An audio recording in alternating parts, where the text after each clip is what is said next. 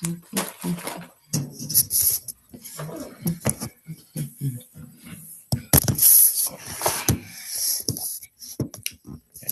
better.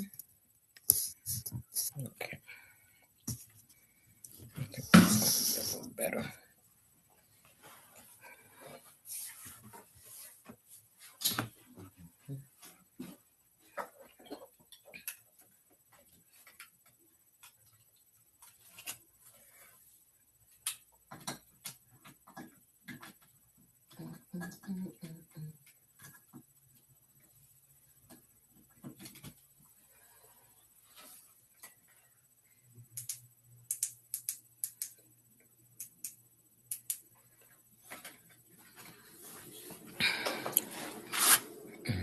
Righty.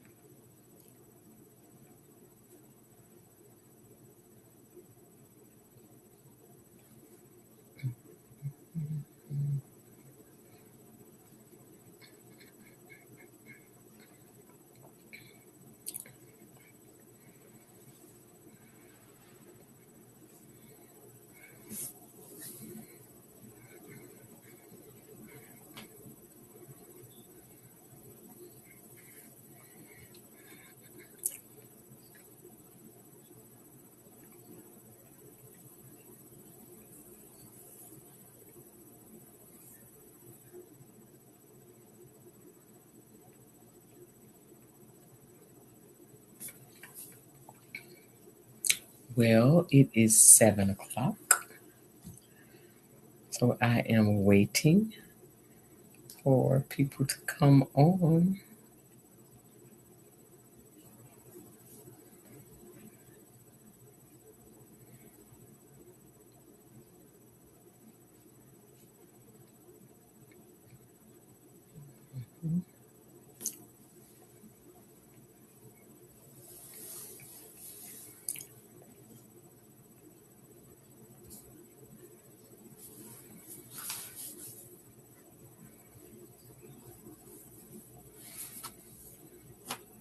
We are waiting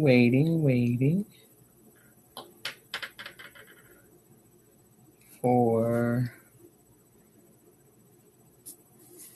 some people to jump on. Where are you guys?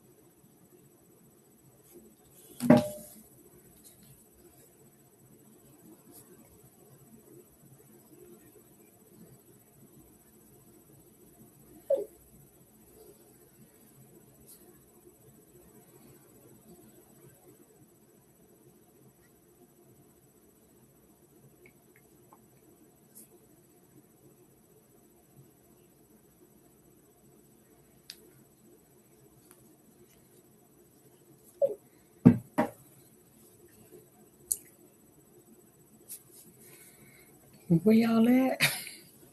Goodness gracious.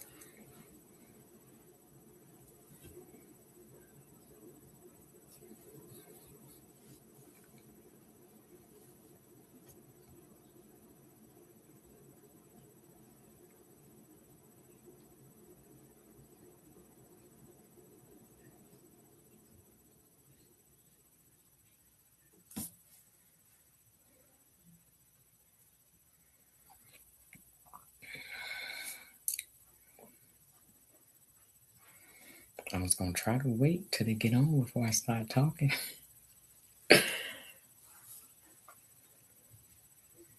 Yep, yep, yep.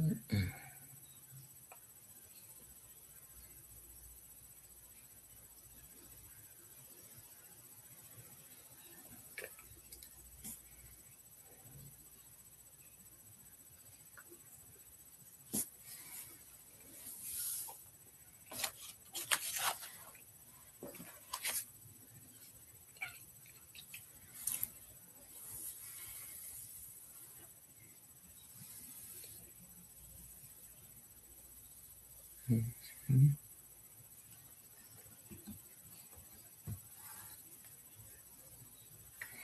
The lighting isn't that good, but it's gonna be okay.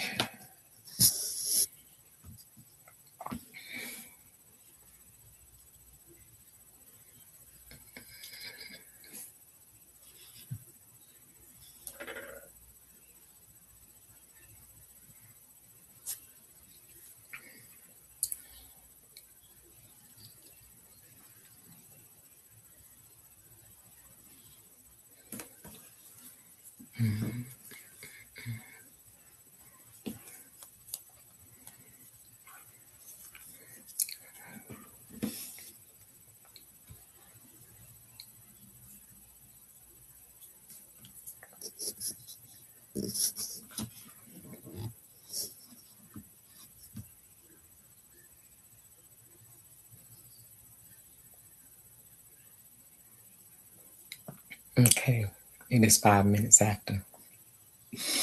So what I'm going to do is just get started. Okay.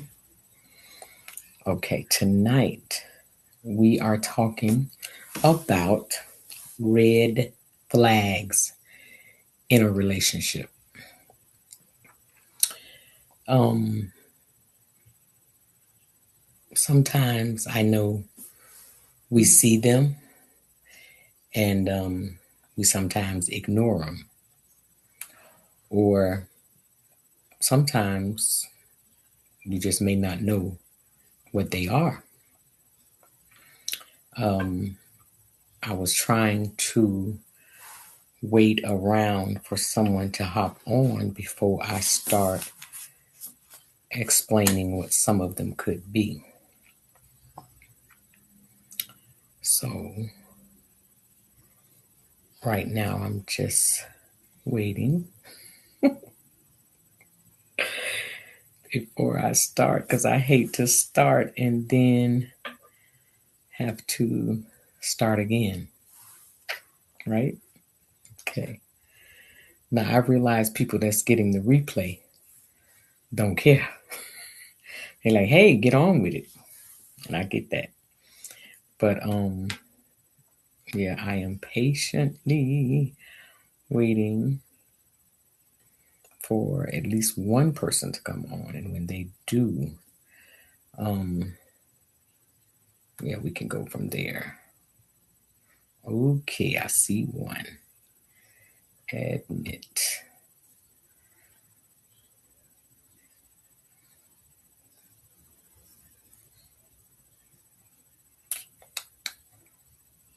Okay, Wing Tech. Who is that? Can you unmute your phone, babe, and tell me who you are? Mm.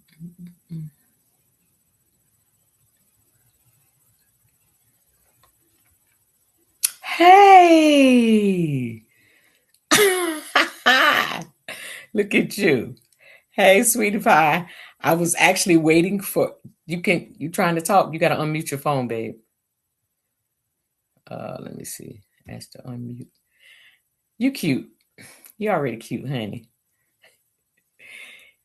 You know how to unmute your phone? Is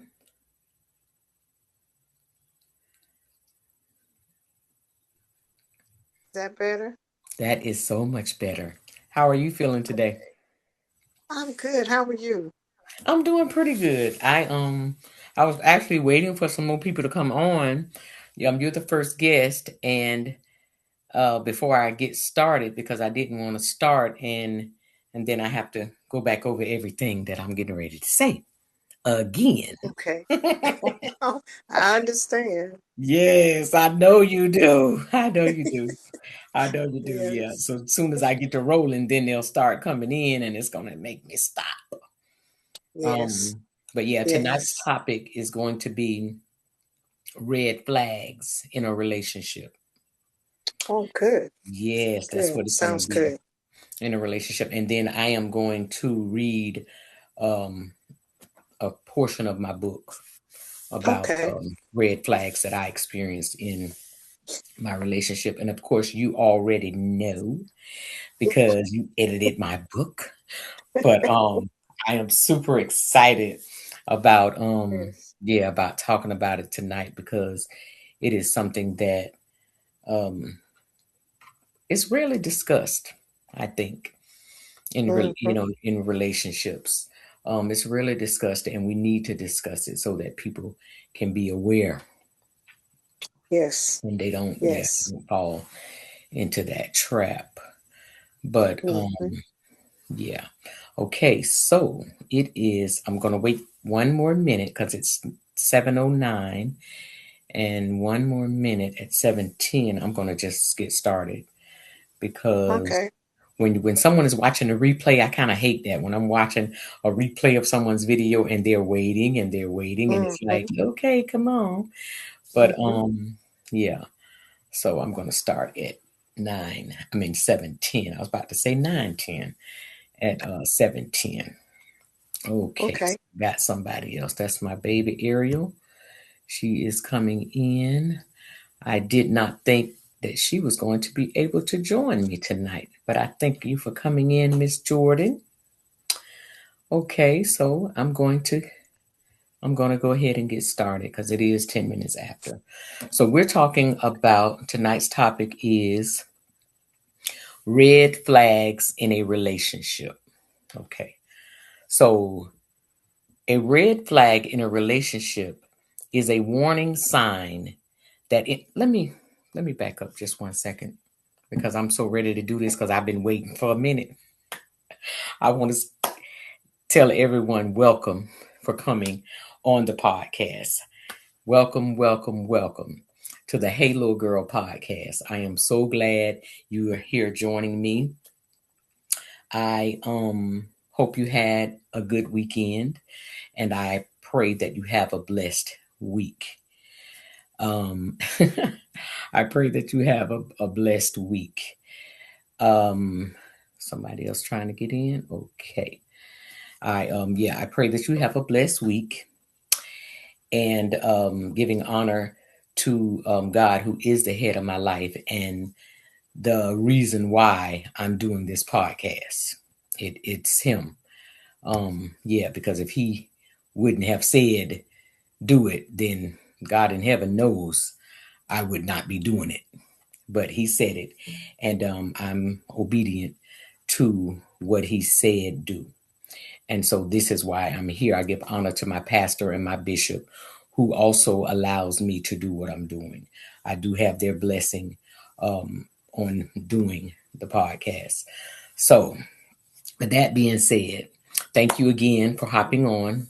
I know you could be doing something else, but you decided to come on, and I appreciate that. I promise you, I do. Let me get my mama. She on here. All right, mom. Let me let you in. Okay, I appreciate you joining me tonight because you actually could have been doing something else. I love you guys. You know it. Tonight's topic is red flags in a relationship. Sometimes people know what they are, and sometimes people don't know what they are. I don't think that it's shared enough about red flags. So I am the guest tonight because don't worry about that. Okay. So I'm the guest tonight. Yours truly. Um, and we're talking about red flags in a relationship. So a red flag in a relationship is a warning sign that indicates unhealthy, toxic, or potentially abusive behavior. It serves as an indicator that a person may not be capable of a healthy relationship and suggests that further involvement could lead to emotional and physical harm. Okay. Um, Common warning signs in a relationship that has red flags. Some of the common warning signs are, y'all see me keep looking back because I have to let people in. This is a one man show. Some of the common warning signs are controlling behavior, telling you who you can see, demanding to know your schedule, or trying to isolate you from your friends or your family. That's one of them. Another one is lack of accountability, never admitting fault, constantly playing the victim, or blaming others for their mistakes.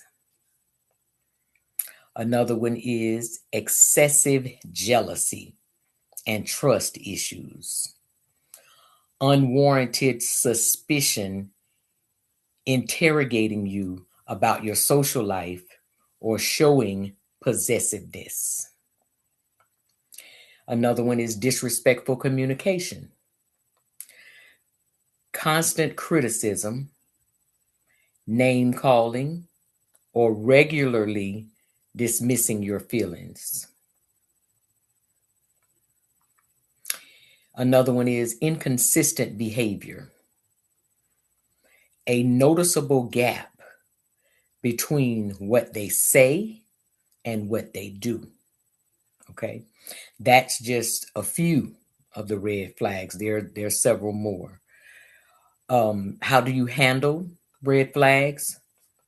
The most effective way to deal with a red flag is to pay close attention to your intuition and assess whether the behavior is a deal breaker. If you encounter a red flag, experts recommend setting firm boundaries, and if the behavior continues or worsens, stepping back or ending the relationship to prioritize your own well being. Okay? So, what I would like to do now is read you a chapter, uh, 3 chapters, and they're very small, in my book, when I was in a relationship where the red flags was everywhere. They was everywhere. They was all over the place. And yeah, I didn't pay him any attention. I saw some of the red flags as love. I did. Um, but hindsight is 2020. How about that? Y'all know that, okay? So I would like to say, if you guys have any questions, when I'm finished, you can ask them, or you can just unmute yourself and maybe say, "Excuse me," and I'll answer whatever it is that you need to know right then and there. Okay? Because I don't want you to be confused about anything, and I don't want you to forget your question either. Okay? Write it down, or either just stop me, and I'm willing to stop and answer your questions. Okay? So this is chapter number 25 in my book. And I'm going to keep looking up because I just told y'all I'm a one man show. So I have to let people in as they come. Um, so, yes, I'm going to start with chapter 25. And the name of this chapter is Trouble. Yeah, Trouble. I met someone they call Trouble. What a name to call someone, right? Well, that's what he was. Buckle up your seatbelt for this one and let's go for a ride. All gas and no brakes. Let me give you a disclaimer. This was the worst relationship I've ever had in my entire life. I mean, the worst. It makes me really nervous even to write about it. It was so traumatizing that I'm shaking as I write about it. And this happened almost 20 years ago, 19 years to be exact. My palms are sweating and my heart is beating fast, but I'm ready to set someone free with this testimony. I've told this story before, and every time I experience some of the same symptoms. So let's go. After work one day, I went to buy a bag of weed. And y'all know what weed is, right? Yeah, that was 20 years ago now. Now listen, don't judge. I went to buy a bag of weed. Yes, I was still smoking. Going into the weed house, I looked at this guy who was walking down the street from the weed house. And I opened my big mouth and said, "Hey, you're cute to be a red man."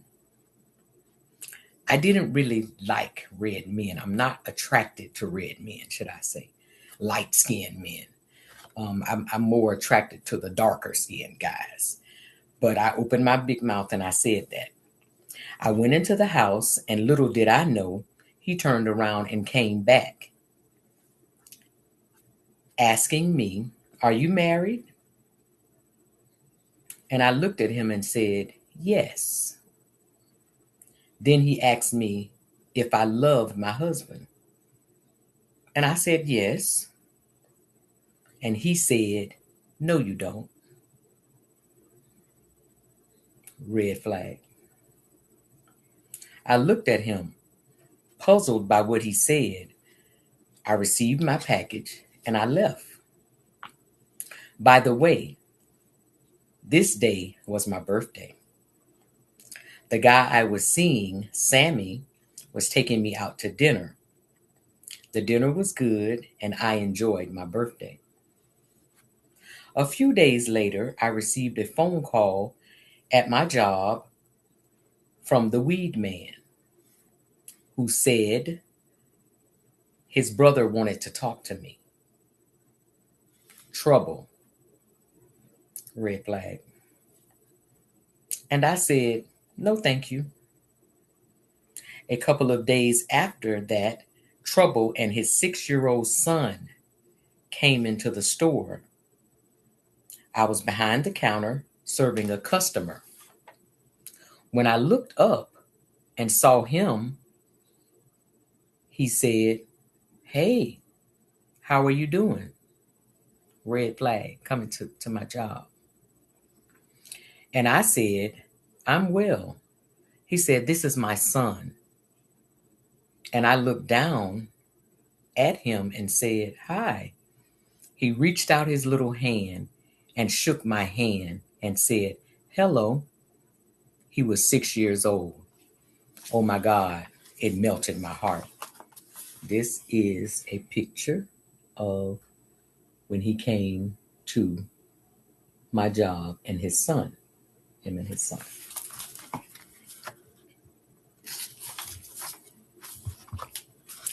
Trouble asked for my number, and I said no, but he kept insisting, red flags, until it became almost embarrassing. He was causing a scene. So before my boss could see him, I just gave him my number. I should have given him the wrong number. He called me, and I kept telling him I wasn't interested, but he wouldn't stop. He explained his situation, which was horrible. He was at the halfway house after serving 10 years in prison for violating probation. His original charge was for selling drugs. We started spending time together, and we had absolutely nothing in common. That was another red flag. He would leave the halfway house and come to my home, and his enabler, his mother, would pick him up to return him. His mother loved him so much. I think she loved him more than any of her other children. And he had mother and father issues. As time progressed with him, the first sexual encounter, he asked me to be his lady. I mean, smack dab in the middle of the act. At first, I acted as if I didn't hear him, but he kept asking. So I finally said yes. What a way to ask in the middle of a great sensational feeling. Shortly after that, I got pregnant. And it was the worst pregnancy ever. He got out of the halfway house and moved in with me, but he was still on probation. I could not believe I was pregnant. I bought 5 different tests, and all of them said the same thing: positive. He had the attitude of, well, I got you now. When I was around 2 to 3 months pregnant, when I was around 2 to 3 months into my pregnancy, I was moving more slowly than usual. And my boss told me, Annette, your boyfriend, these were Korean people. My boss told me, she said, Annette, your boyfriend is nice, nice, nice. And then he's mean, mean, mean. So my boss took some of the duties away from me and gave them to another young lady, but he didn't reduce my pay. His wife came to me and said, Annette, my husband said you are having too much sex. They didn't know I was pregnant, or maybe they did. I was feeling sorry for disappointing them because they had been really good to me. I could feel myself going down. Around the 4th month of my pregnancy, we went somewhere, and on the way back, we started arguing. I was feeling so helpless. He was speaking to me like a dog. Let me let somebody in, y'all. I'm sorry. Calling me names and other choice words. When we made it back to my house, I had a girlfriend who lived upstairs next door to me. And I thought to myself, when I get out of this car, I will run over to her house and call the police on him. I was crying and feeling horrible. He got out of the car and went inside. When I got out, I headed to my friend's house. I was headed up the stairs, and he started running towards me saying, "What do you think you're doing?" He grabbed me by the back of my shirt and almost dragged me down the stairs. I was screaming, "Let me go! Let me go!" But no one heard me. I forgave him, but deep down inside, I hated him. A few weeks later, he took my cell phone. I knew he had it, but he kept lying, saying he didn't. His mother came over because I told her he took my cell phone. She told me, she told him to give me my cell phone, but he kept lying, saying he didn't have it. We were standing outside of my place, and I asked his mother if I could use her phone to call someone. She agreed. I called my phone. It started ringing in his pocket. I told his mother, I told you he had my phone. He took it out of his pocket and threw it across the yard, saying, "Go get it, bitch."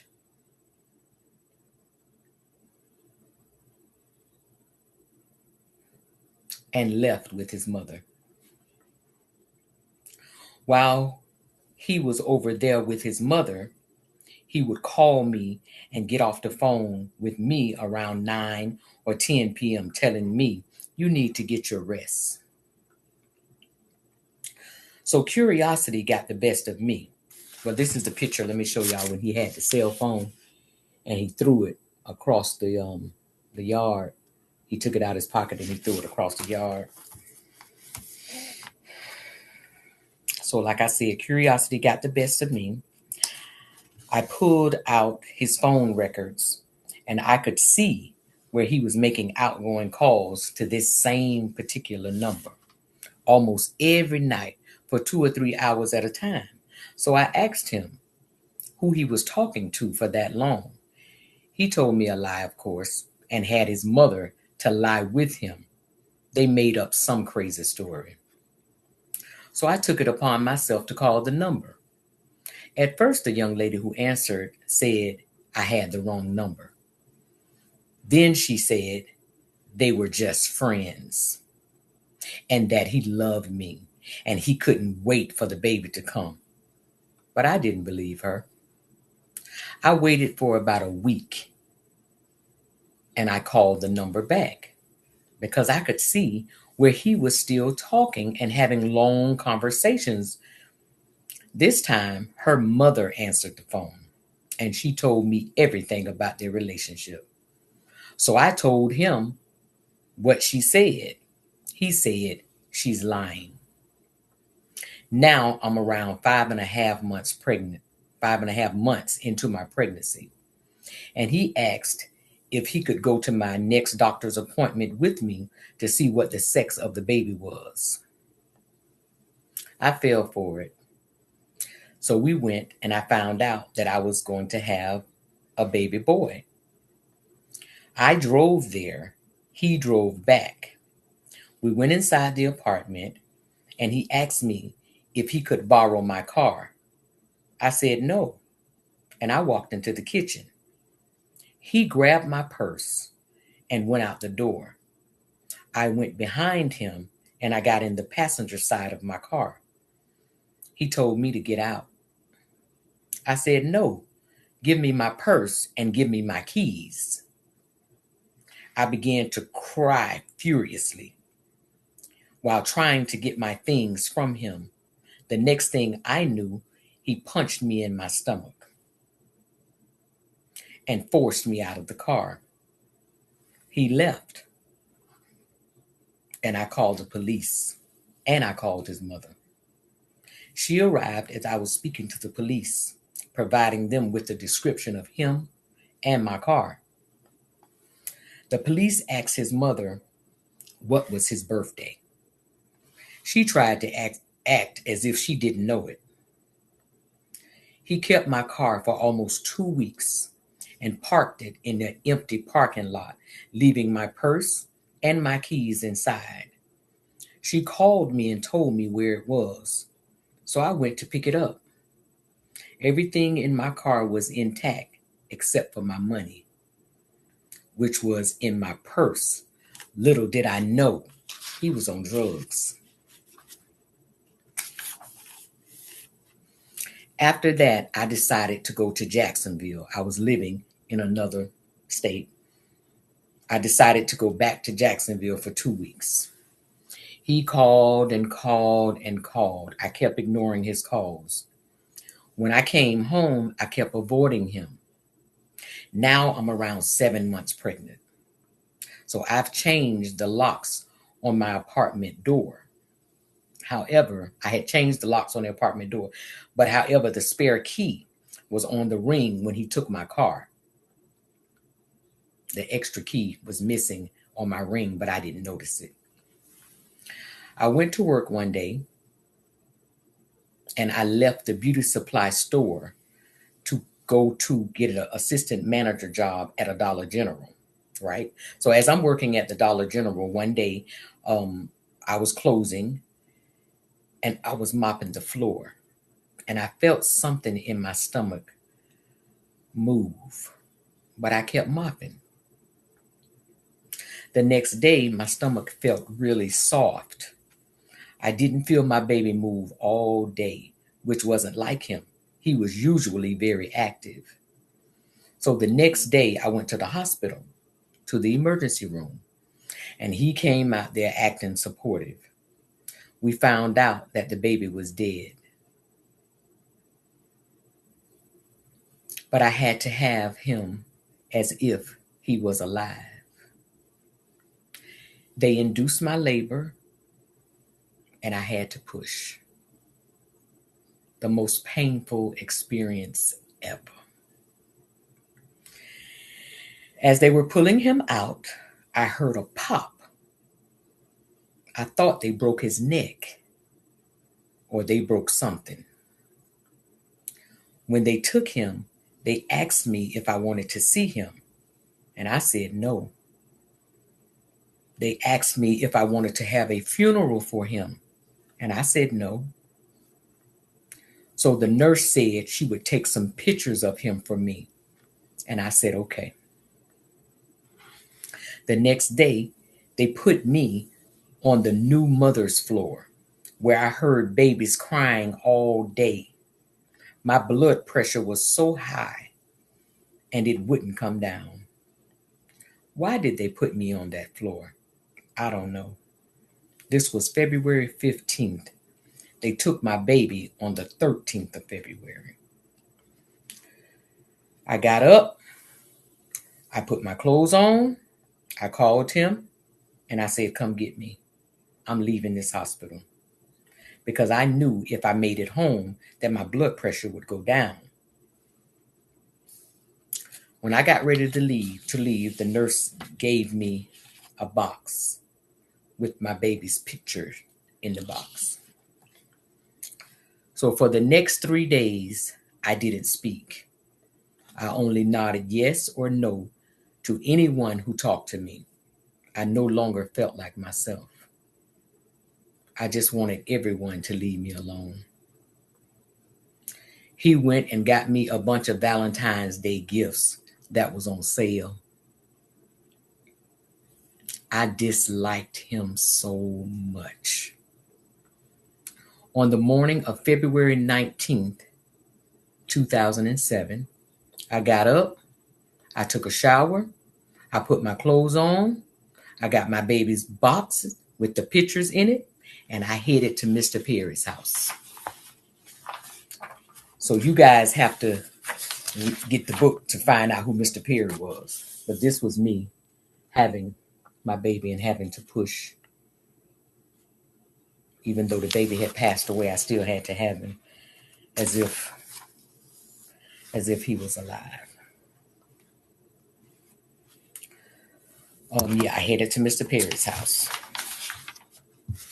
This is the book. This is the box where my baby's pictures was in. Okay. So when I got to Mr. Perry's house, he was so happy to see me.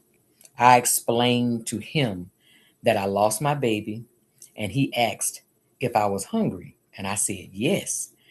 And so we went to McDonald's. He asked me what was in the box, and I said the baby's pictures. And he said, okay, can I see them? And I said, yes. So I pushed the box to him. Meanwhile, I never looked in the box, guys. I never looked in the box. I was scared. So I pushed the box over to him, and he looked in the box, and he got the pictures, and he looked because it was two, and he just put them back, and he closed the box, and he pushed the box back over to me. As we continued to talk, he expressed his dislike for trouble. I pulled the box close to me, and I opened it. Inside was two pictures. I looked at one of them, then the other one. I put them back and I closed the box. That day, I told Trouble it was over between us, and he was furious.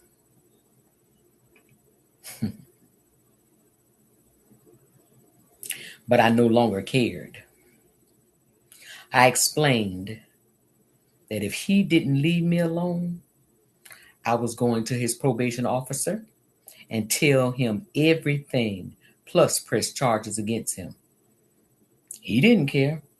He kept trying to argue with me over the phone, and I kept hanging up on him. On that night, I prayed to the Lord. I said, God,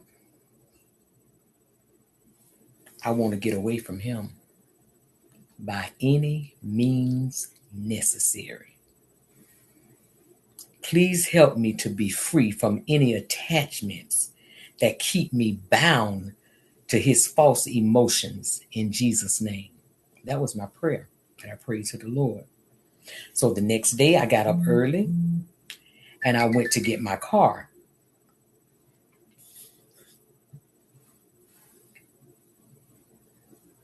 I went to get my car, guys. And I washed it, right? Well, I went to the car wash.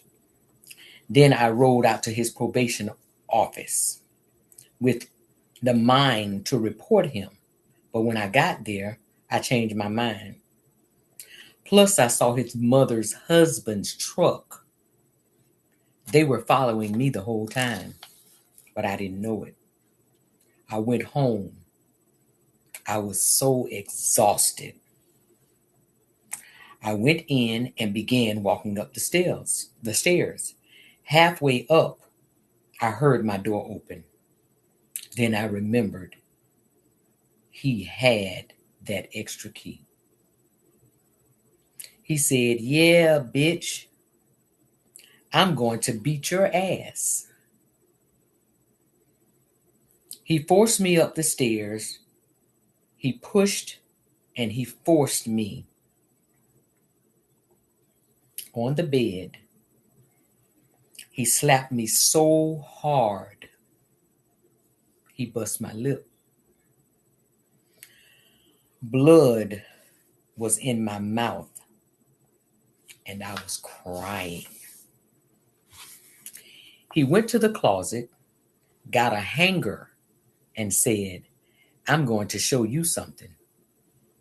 He went downstairs. While he was downstairs, I looked at my bedroom window and I looked back at the door that he was coming into. And I looked back at the window and back at the door and I said to myself, I'm going to jump. So as he was coming back up the stairs, I jumped. And he jumped and landed on top of me. The maintenance man and his helpers were across the street looking at us. He started talking, "Oh, baby, how did you fall?" He started saying, "I got you, I got you." He helped me get up. He then took me inside the house, upstairs, and put me on the couch. I was in so much pain. I was going in and out of consciousness. I looked at my left hand and it was turned backwards. Blood was all over the front of my shirt. I was still crying. I told him I had to go to the hospital. "Please take me to the hospital, please." He kept saying no, but finally agreed to take me. About 10 minutes later, he was pacing the floor, terrified. He said, "You've got to change your shirt." And I said, "I can't move. Call the rescue for me." He said, "I'll take you." So he picked me up and put me in the car and took me to the emergency room, then carried me inside and left me there. Then his mother comes trying to tell the people what happened, even though she knew nothing. The police arrived and questioned me about what happened. I said, "I jumped out the window." He said, "Why?" His mother started talking. saying, "She fell, she fell." And then the police responded with unbelief. He said, "She fell?" And she said, "Yes." The police looked at me. He said, "I know you don't want to tell me what happened right now, but when you're ready to talk, call me." And he gave me his card. I said, "Okay." I put the card on the table. She took the card. They did surgery on my hand and reset it. And this, I don't know if you guys can see the scar on my hand, but this is my left hand. And it's a scar like all the way down my hand. My hand was actually turned backwards. It was crazy just looking at my hand like, what in the world? So they did surgery on my hand and they reset it. When they released me, I called my friend who had taken me out for my birthday to come and pick me up. I was waiting in front of the hospital in a wheelchair. He pulled up in a big green truck and picked me up and put me in the truck and took me home. He asked me if I wanted him to change my locks again, and I said yes. He changed them right then and there. He said to me, looking me in my eyes, "Just say the word, and I will hide that nigger, and they will never find him." I said, "No, it's okay. I'm going back home." He asked me, "Are you sure?" I said, "Yes, I'm sure." And he left. And I called Trouble's mother and told her to tell her son to bring me my car now. He brought me my car, and his mother's husband followed him. I was outside. He got out, gave me my keys, and then he got into the truck with his father in law. And I went inside and slept so well. Thank you. It's finally over. I took my house phone. I took my house phone and I took it off the hook and I turned my cell phone off. I slept like a baby. The next morning, I made a reservation for a U-Haul with a hitch for my car. I went and found Mr. Perry. Y'all got to get that book to see who Mr. Perry was and explained to him what happened. He could see my hand. It was in a cast, and I was limping from a chipped hip, and my lip had stitches. He was so angry. He kept saying, "I'm going to beat his ass."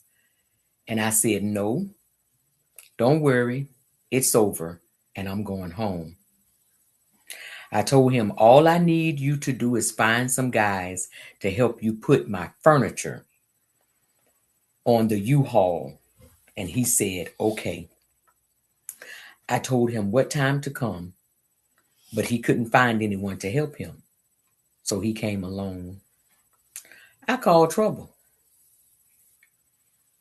to help Mr. Perry load my belongings onto the U-Haul.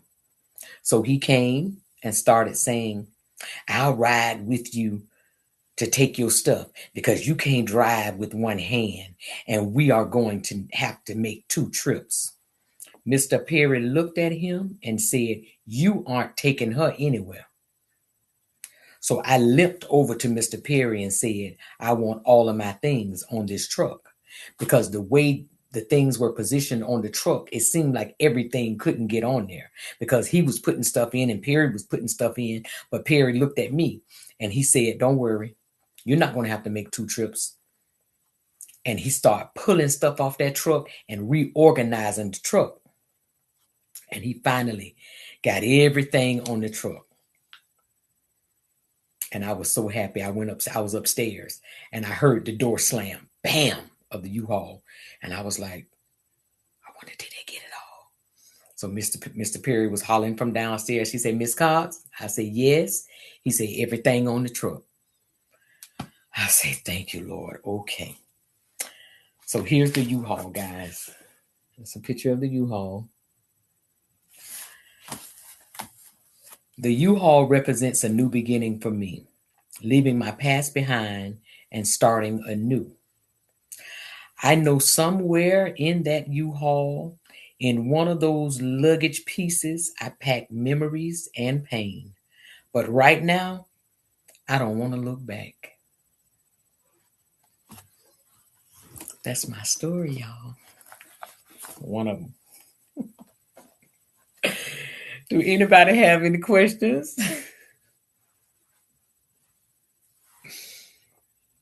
Thank you, Lord Jesus. Oh, I see somebody put something in the chat. What was that? Oh, okay. Flowers. Nobody have any questions? That is one of the three. One, two, three. Yeah.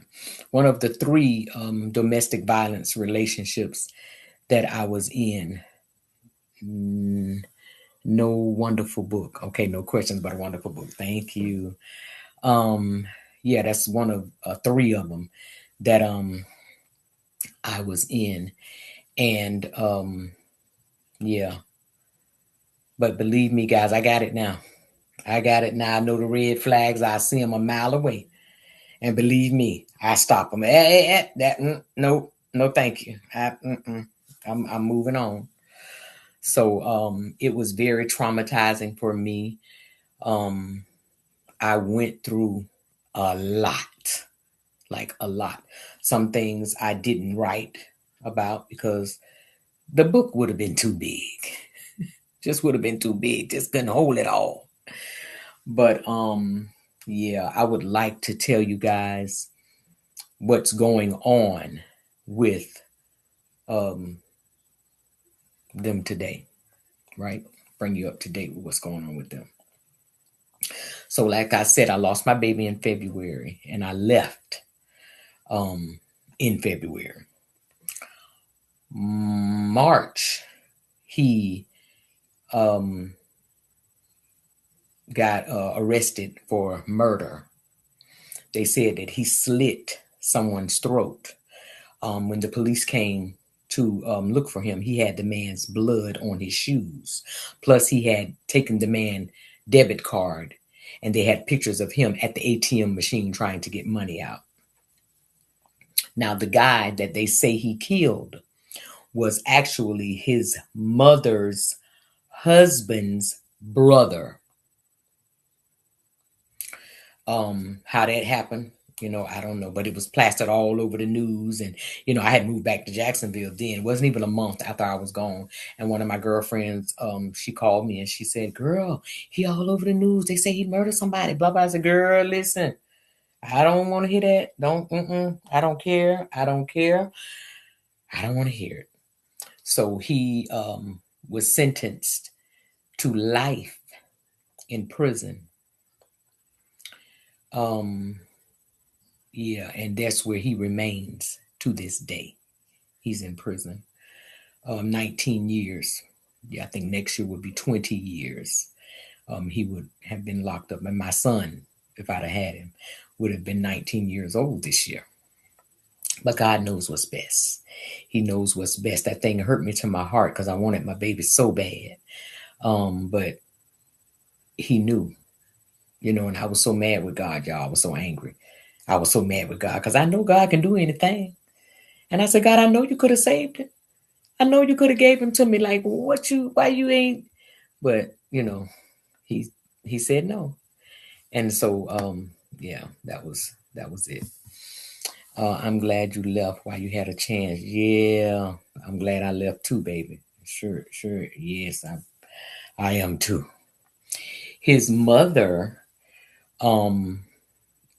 she's still alive. And I went back to where we were living, that state, a few months back. This year I went, and someone told me that she was there and told me where she lived. And so I got to be honest, y'all. I wanted to see her, but deep down inside,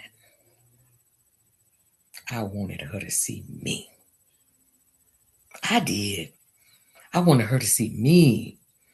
I wanted her to see that I was still doing well, even better than I was the last time I saw her.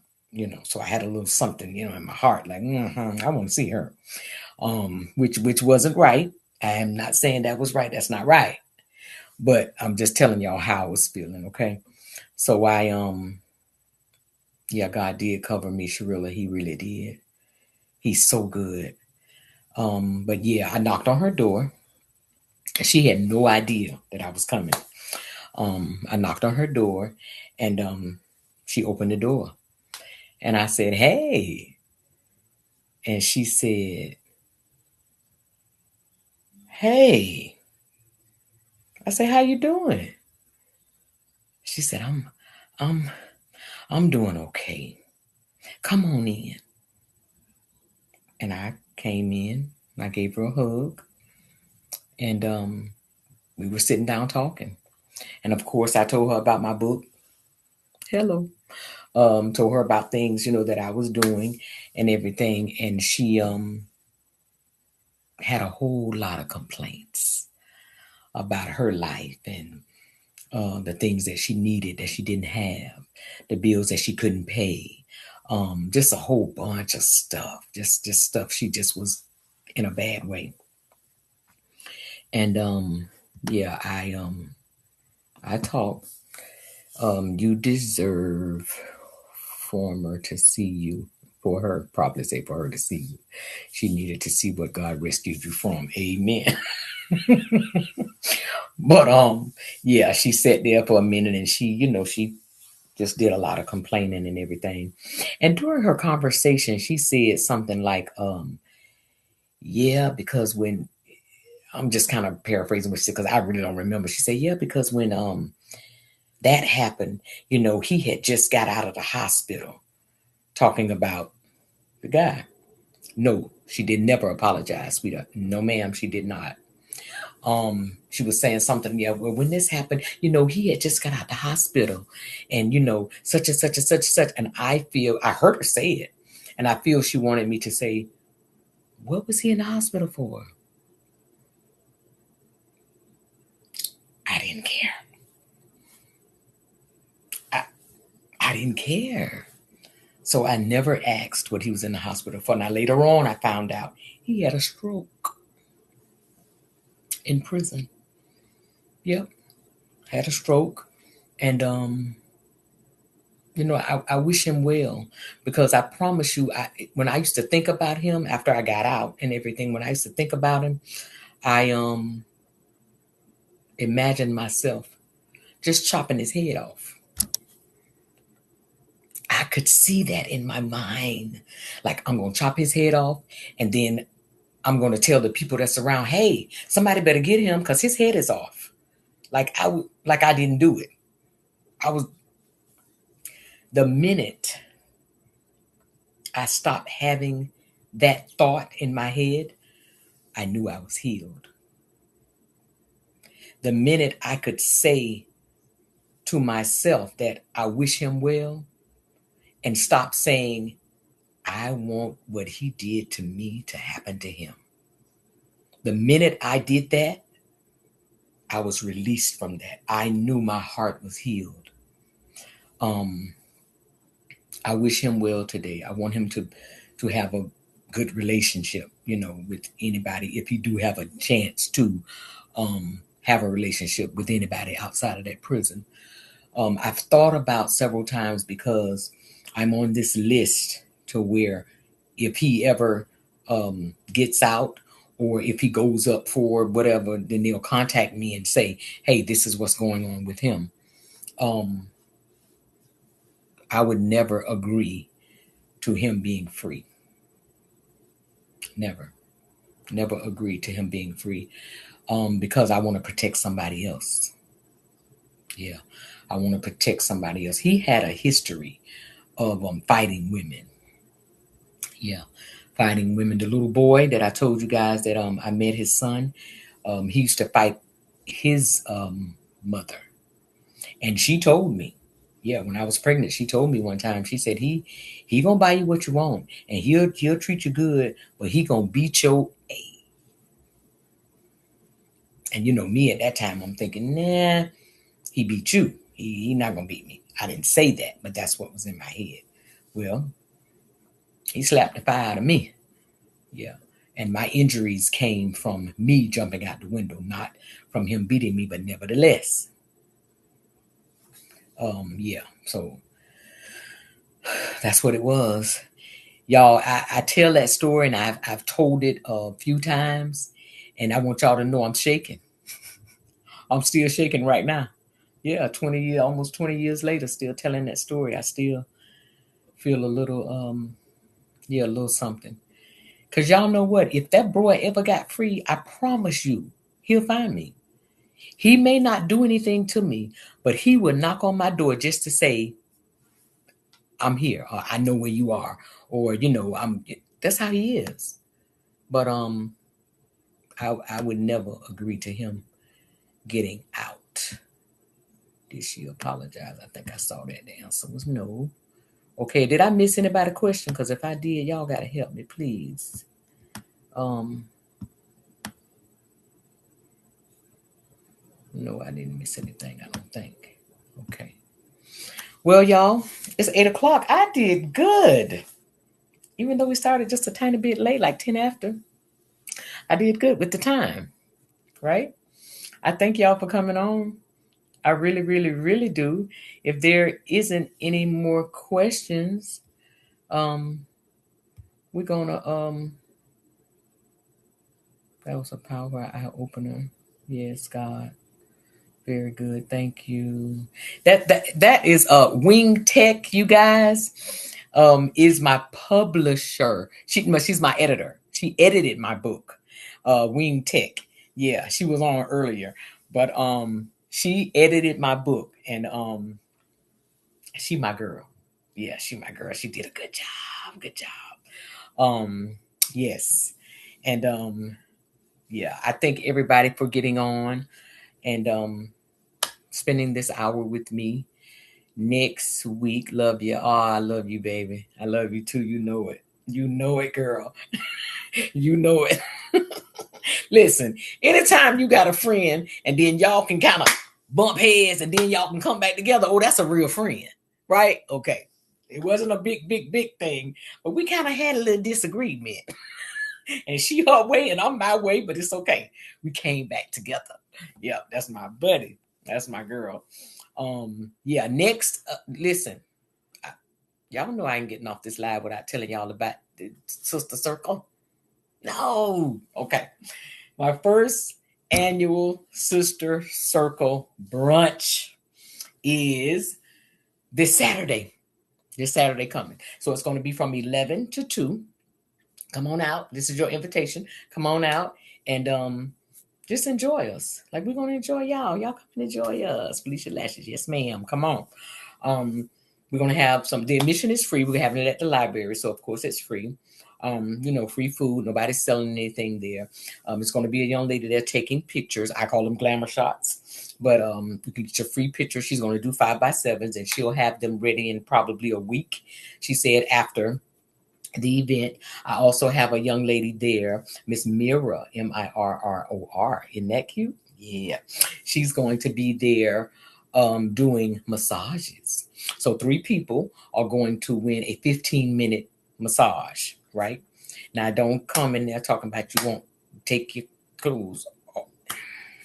No, ma'am. No, no, no. Get your back, get your neck, get your feet, get your leg, something like that. All right? Okay. I book something else a little later on with the young lady, and then you can do all that. But that's it. I was gonna have this young lady to do facials, but I can't catch her. So we're not gonna worry about that. But from 11 to 2, the library that's on 103rd, and it is called the Web West Connect. Something, yeah, West Connect Library. Um It's on 103rd in Jacksonville, Florida. So I'd look to see you guys there. I love you, and ain't nothing you can do about it, right?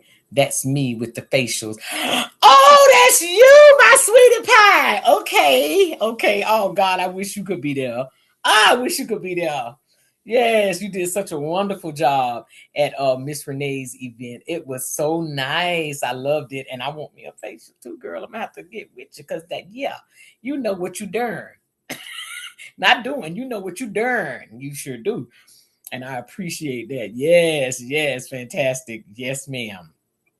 All right, guys. With nothing else being said, no more questions. And we're gonna end it. Okay.